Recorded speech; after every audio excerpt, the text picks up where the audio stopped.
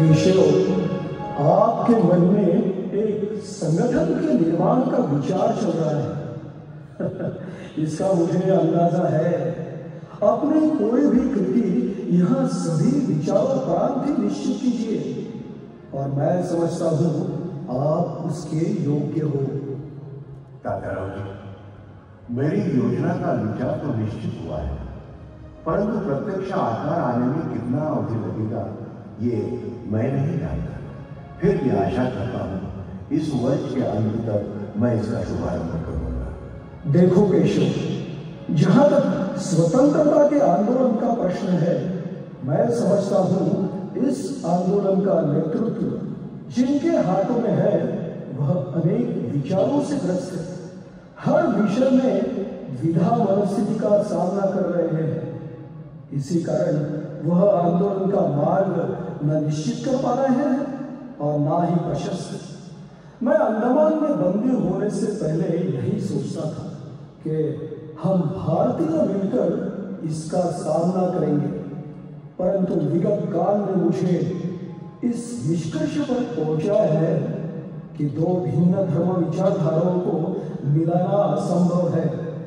इस असफल प्रयास से न तो हिंदू यवन एकता होगी, न स्वतंत्रता मिलेगी। हमारी संस्कृति एक त्यागमय सर्वव्यापी मानवता का विचार करती है, और दूसरी संस्कृति है जो पूर्णतः धर्मांधता और अवसरवादिता से भरी पड़ी है। इन दोनों धर्मधाराओं का मिलाप न आज संभव है, न ही भविष्य में। यही निष्कर्ष पर मैं भी पहुंचा कि आज की कांग्रेस से मैं असमाधान हूं। जो आंदोलन गांधी जी खड़ा करते हैं उसे अंतिम परिणाम के पहले ही समाप्त कर दिया जाता है। दूरदृष्टि का अंतर्भाव मुझे न खिलाफत आंदोलन में दिखा, ना ही असहकार आंदोलन में। अत्यंत क्लेशदायक है यह सब। मोपला का नरसंहार हुआ, जहां हिंदुओं के मृतकों का आंकड़ा सहस्रावधि है। 20,000 से ज्यादा लोगों को धर्म भ्रष्ट कर धर्मांतरित किया जाता है, परंतु गांधी जी इस पर कुछ गलत ही विचार प्रकट करते हैं। मोपला के इस नरसंहार पश्चात भी मुसलमानों के प्रति सहानुभूति प्रकट करने में कोई कसर कांग्रेस ने नहीं छोड़ी। असहकार आंदोलन में हिंदुओं को एक निर्देश और मुसलमानों को विदेशी वस्त्र तुर्कस्तान में भेजने के लिए अनुमति। पंडित मालवीय जी कहते हैं, अगर हिंदू दुर्बल और डरपोक नहीं होता तो ऐसे दंगे रोके जा सकते थे। यही मेरी चिंतन का विषय है।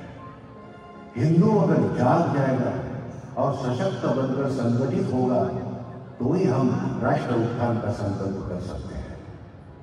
देशबंधु चित्तरंजन दास कहते हैं कि हिंदू मुस्लिम एकीकरण ना तो शक्य है ना ही व्यवहार्य, और स्वामी श्रद्धानंद जी कहते हैं कि अपनी सही पहचान कर लो और सनातन वैदिक धर्म और संस्कृति की रक्षा करो।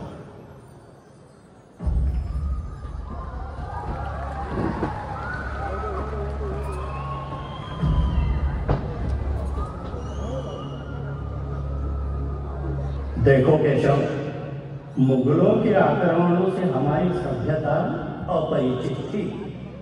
इस कहानी का प्रारंभ कैसे हुआ और अंत कैसे हुआ, इसका इतिहास तो आप भली भांति जानते हो। यवनों का आक्रमण हमारी संस्कृति, मानवता और शांति प्रिय सनातन धर्म को रौंदता गया, भाई को भाई का बैरी बनाया। क्या विवशता थी हमारी? क्या उन पर सनातन धर्म के संस्कार नहीं थे तो, परंतु आक्रांताओं का ये स्वरूप हमारे पूर्वजों ने कभी अनुभव नहीं किया था। सिकंदर को गुरु ने रोका, चाणक्य ने राष्ट्र का विचार किया, मात्र मुगलों का विकराल अहंकारी आक्रमण हम रोक नहीं पाए। यही विवशता थी हमारी। कई लोगों को यवनों का धर्म स्वीकारना पड़ा। उसका कारण भय था या आसक्ति, परंतु सत्य यही है।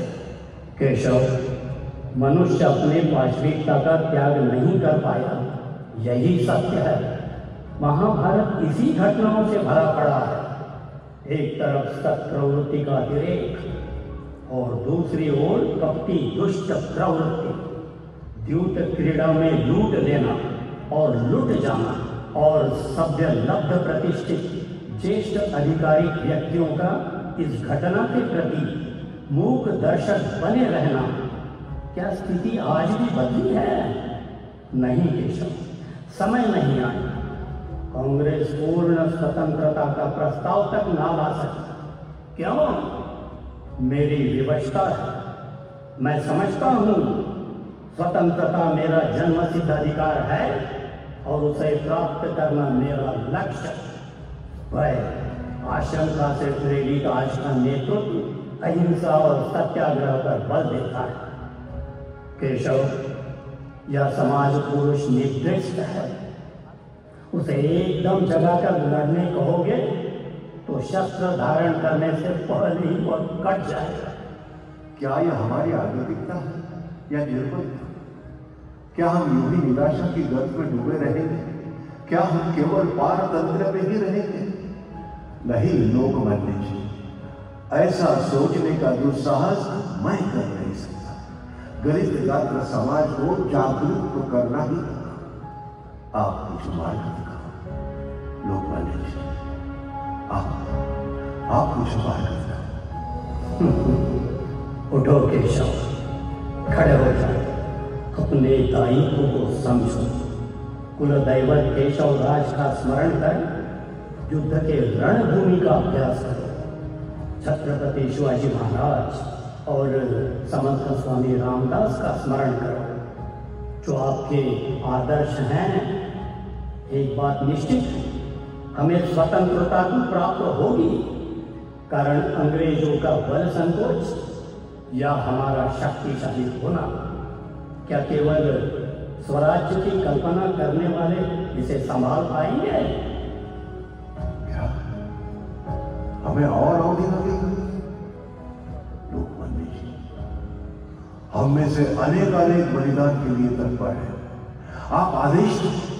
उठो केशव, यह समझ लो, यह समाज सहस्त्र वर्षों से गुलाम है। यहाँ का समाज मन दमित है, भयभीत है। कई लोग धर्मांतरित हुए हैं। हिंदू समाज को बांटने के लिए अंग्रेजों ने जातिगत जनगणना की है।